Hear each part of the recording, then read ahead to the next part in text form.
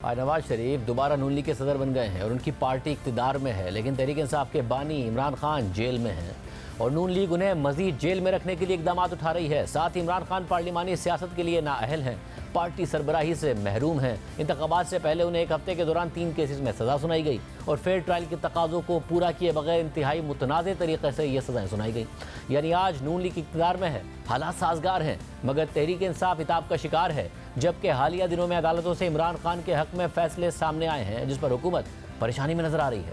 इमरान खान को जिन 3 केसेस में इलेक्शन से पहले सज़ा सुनाई गई थी, उनमें से तोशा खाना केस में इस्लामाबाद हाई कोर्ट से सज़ा पहले ही मुअत्तल हो चुकी है, जबकि इद्दत केस में अपील पर कल सेशन अदालत से फैसला मुतवक्के है और इस्लामाबाद हाई कोर्ट में साइफर केस भी हतमी मरहले में दाखिल हो चुका है। जबकि एक और अहम केस 190 मिलियन पाउंड स्कैंडल का है जो अभी ट्रायल के मरहले में है, मगर इस्लामाबाद हाई कोर्ट ने इमरान खान को इस केस में जमानत दे रखी है। इस बुनियाद पर तहरीक इंसाफ उम्मीद कर रही है कि इमरान खान इसी महीने बाहर आ जाएंगे। मगर दूसरी तरफ हुकूमत इन केसेस में रिलीफ के बावजूद भी इमरान खान को जेल में ही रखने के मूड में नजर आ रही है, जिसके लिए बज़ाहिर जवाबी हिकमत अमली तैयार कर ली गई है और एक दफ़ा फिर नैब को इस्तेमाल किया जा रहा है। कुछ दिन पहले यानी इसी माह की 17 तारीख को नैब ने इमरान खान के खिलाफ तोशा खाना का एक और केस तैयार कर लिया था और फिर कल रात को खबर सामने आई है कि कायम मकाम सदर यूसुफ रजा गिलानी ने 2 ऑर्डिनेंसेस जारी कर दिए हैं, जिनमें से एक नैब से मुताल्लिक है। और इस नए नैब ऑर्डिनेंस में सबसे अहम बात यह है कि इसके जरिए नैब की हिरासत में मुलजिम के रिमांड का दौरानिया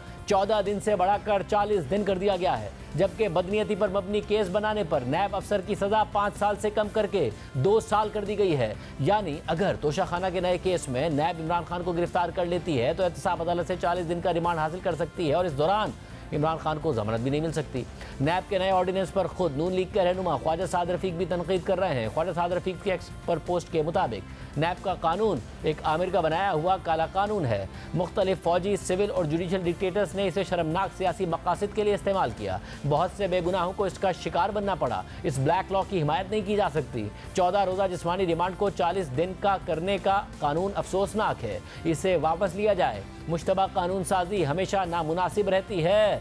जबकि नून लीग के इत्तेहादी MKM ने भी नैब ऑर्डिनेंस को नामुनासिब करार दे दिया है और ख़ुद नून लीग माजी में नैब को काला कानून करार देती रही है।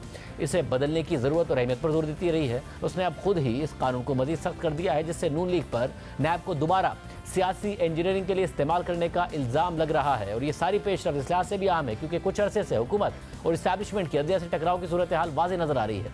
हुकूमत कुछ जजेस को इमरान खान का हामी करार देते हुए उन पर तनकीद कर रही है कि वो इमरान खान को रिलीफ दे रहे हैं। वज़ीर आज़म शहबाज शरीफ जो उमूमन बहुत मोहतात रवैया अख्तियार करते हैं, आज उन्होंने भी जनरल काउंसिल इजलास से खिताब करते हुए बाकायदा अदलिया को निशाना बनाया। कुछ जजेस की तरफ इशारा करते हुए उन्हें काली भेड़ें करार दिया और इमरान खान के हवाले से जजेस को मुखातिब करके ये भी कहा कि नवाज शरीफ के ज़माने में तो कई साल ज़मानतें नहीं होती थीं, आज दिन रात ये मशवरे होते हैं कि किस तरह इसकी ज़मानत पर रिहा करके इसके तमाम जराइम ख़त्म कर दिए जाएँ। मैं ये कहता हूँ अदलिया से, अदालत उज़्मा से अगर पाकिस्तान के अंदर तरक्की और खुशहाली दोबारा वापस ना आई तो ना फिर कोई जज होगा, ना कोई सियासतदान होगा, ना कोई और होगा। क्या आप ये चाहते हैं? मुझे यकीन है कि ये जजेस इनमें से अक्सरियत ऐसी है जो कि पाकिस्तानी है, पाकिस्तानी सोच रखती है, पाकिस्तान की तरक्की और खुशहाली के लिए पूरी तरह मुत्तफिक है। मगर चंद काली भेड़े जो इमरान नियाजी के लिए तुले हुए हैं कि उसके तमाम 190 मिलियन पाउंड वो नवाज शहबाज शरीफ ने चोरी नहीं किए, वो इमरान नियाजी ने चोरी किए। खाना काबा की घड़ी का वो करोड़ों रुपए की घड़ी वो इमरान नियाजी ने चोरी की, उसने बाजार में बेची, वो मुस्लिम लीग नून ने नहीं बेची। वो जमीन जो दूसरों से ली वो मुस्लिम लीग के लोगों ने नहीं ली, वो इमरान नियाजी ने ली। आज मैं इन जजेस की खिदमत में ये बात बड़े अदब से अर्ज करना चाहता हूँ कि नवाज शरीफ के ज़माने में तो कई साल जमानतें नहीं होती थी। आज दिन रात ये मशवरे होते हैं कि किस तरह इसको जमानत पर रहा करके इसके तमाम जुराइम खत्म कर दिए जाएं। मैं आज कहना चाहता हूँ इमरान नियाजी, तुम्हारी ये तमाम साजिशें नाकाम होंगी।